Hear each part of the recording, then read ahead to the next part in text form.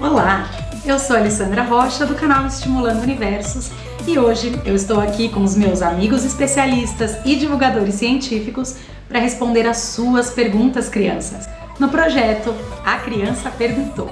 E os vídeos do canal Estimulando Universos têm sempre o apoio do projeto Ciência Kids, da rede UPC, Unidos pelo Conhecimento.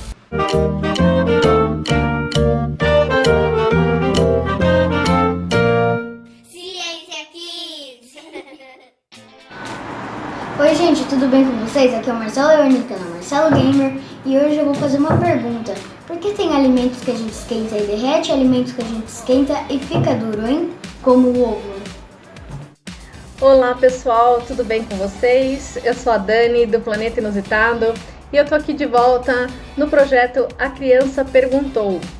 E hoje o Marcelo, de 8 anos, ele quer saber por que alguns alimentos ficam duros e outros ficam moles depois que são aquecidos? Então, Marcelo, os alimentos eles são formados por proteínas, sais minerais, vitaminas, carboidratos, lipídios, né? Por todas essas substâncias. E elas se comportam de maneira diferente quando são aquecidas, quando recebe calor. As proteínas, por exemplo, elas se comportam de uma maneira muito esquisita quando recebem calor. E um alimento muito conhecido e rico em proteína, a maior parte dele é formada por proteínas, é o ovo. Então o que acontece? Quando esse alimento recebe calor, as ligações internas dessas moléculas que formam as proteínas, que são os aminoácidos, eles se quebram. E aí o alimento deveria ficar mole, né? Mas não é o que acontece, não para por aí essa reação, uma reação química interna dentro do alimento. Então, conforme esse alimento, conforme o ovo vai ganhando temperatura, esse alimento está sendo aquecido, essas proteínas elas usam a energia desse aquecimento para se fortalecerem, para fazerem ligações mais fortes. Então elas foram quebradas no começo do aquecimento, depois elas começam a se comportar de uma maneira diferente e começam a se reorganizar de uma maneira mais forte. Por isso que o alimento fica endurecido, né? Então quando você morde um ovo, você está mordendo pura ligação de proteína reorganizada. Muito interessante isso que acontece com o ovo, né?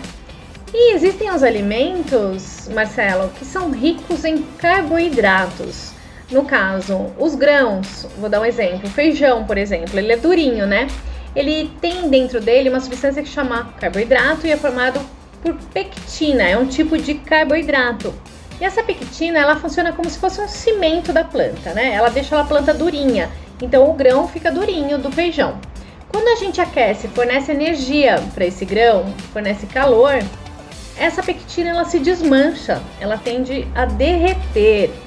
Então quando a gente tira o alimento aquecido da panela, ele vai estar molinho, vai estar amolecido, entendeu? No caso da batata também é rica em carboidrato, amido.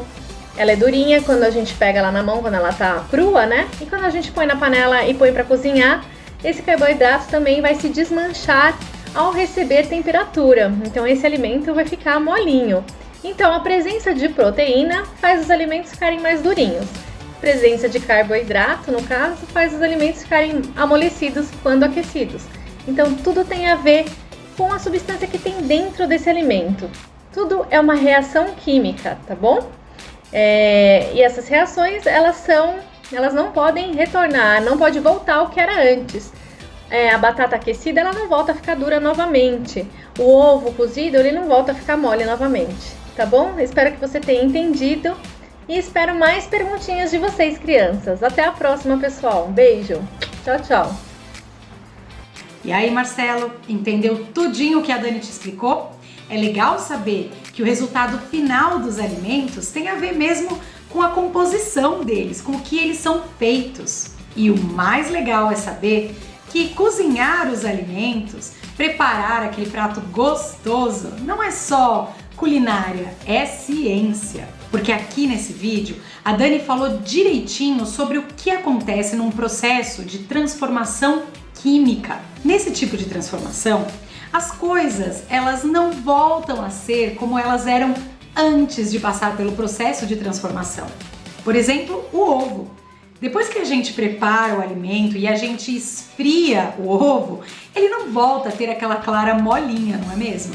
Então ele sofreu uma transformação química, não volta a ser o que era antes. Agora, você consegue pensar em outras coisas que também sofrem reações químicas? Quer dizer, que a partir do momento que começa o processo de transformação, não volta mais?